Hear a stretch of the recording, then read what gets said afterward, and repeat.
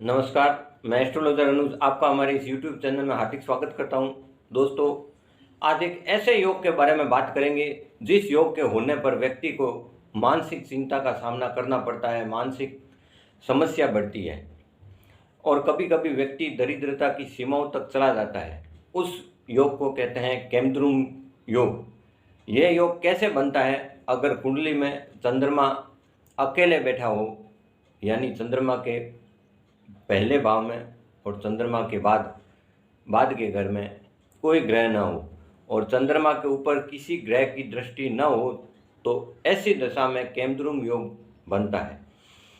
इससे पहले मैंने आपको चंद्रमा से बनने वाले सुनफा योग और अनफा योग के बारे में जानकारी दी, परंतु यह योग उन दोनों योग से बिल्कुल अलग है। इस बारे में विस्तृत रूप से आपको जानकारी दे रहा हूँ। केमद्रुम योग होने से व्यक्ति को मानसिक बीमारी बहुत होती है, मानसिक पीड़ा भी बहुत होती है, व्यक्ति भ्रमित होता है, व्यक्ति कंफ्यूज में रहता है, सही निर्णय नहीं ले पाता और मन से हमेशा समस्याओं का सामना करना पड़ता है। दूसरी बात यह है कि चंद्रमा के कमज़ोर होने से पाचन तंत्र की पेट की समस्याएं प्रदान करता है और कभी कभी व्यक्ति को मिर्गी की प्रॉब्लम भी होती है। चंद्रमा केमद्रुम योग में पड़ा हुआ है और गड़बड़ स्थिति में है तो कभी कभी व्यक्ति को घनघोर दरिद्रता का सामना करना पड़ता है। व्यक्ति को कठिनाइयों से ही पैसा मिल पाता है, वरना मुश्किलों में ही दिन गुजारने पड़ते हैं। ज्योतिष के जो टॉप 10 खराब योग होते हैं, उनमें से ये खराब योग है, जिसके होने से मानसिक और भ्रम की पीड़ा बहुत होती है। 24 घंटे चिंता करने की, डर की, भय की समस्याएं परेशान करती रहती है। तो दोस्तों, अब मैं आपको एक कुंडली बता रहा हूं। इसमें आप देखेंगे कि कुंडली में केमद्रुम योग विराजमान है, क्योंकि चंद्रमा की दोनों ओर के भाव खाली हैं और लगन से केंद्र में भी कोई ग्रह नहीं है।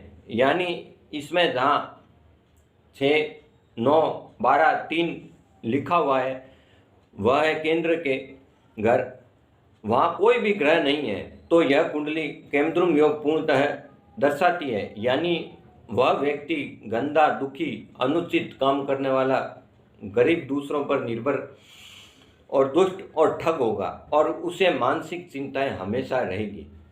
अब मैं आपको कुंडली संख्या 2 बता रहा हूँ। उसमें केमद्रुम योग भंग हो जाता है, क्योंकि यहाँ चंद्रमा के दोनों और दूसरा भाव और द्वादश भाव खाली है और कोई शुभ ग्रह की दृष्टि चंद्रमा पर नहीं है। फिर भी केमद्रुम योग भंग हो जाता है, क्योंकि चंद्रमा से केंद्र में ग्रह विराजमान है, बृहस्पति और मंगल विराजमान है। यह योग भंग हो जाता है, यानी इस योग का कोई भी बुरा प्रभाव व्यक्ति के जीवन पर नहीं पड़ता।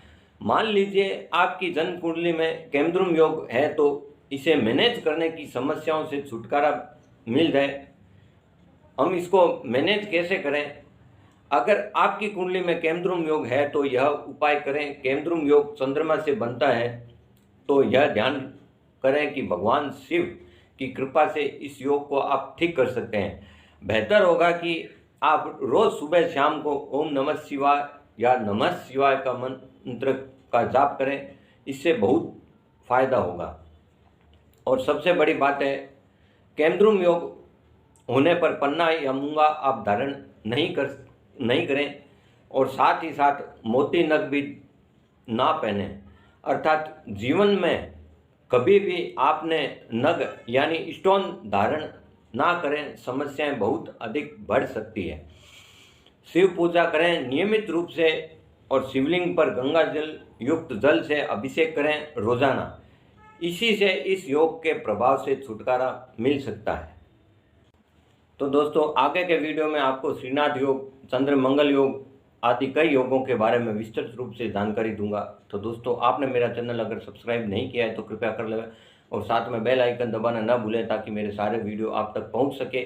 तो दोस्तों, अब आपसे विदा लेता हूं इसी पूर्ण विश्वास के साथ। आपका दिन शुभ हो। मुझे आज्ञा दीजिए। नमस्कार।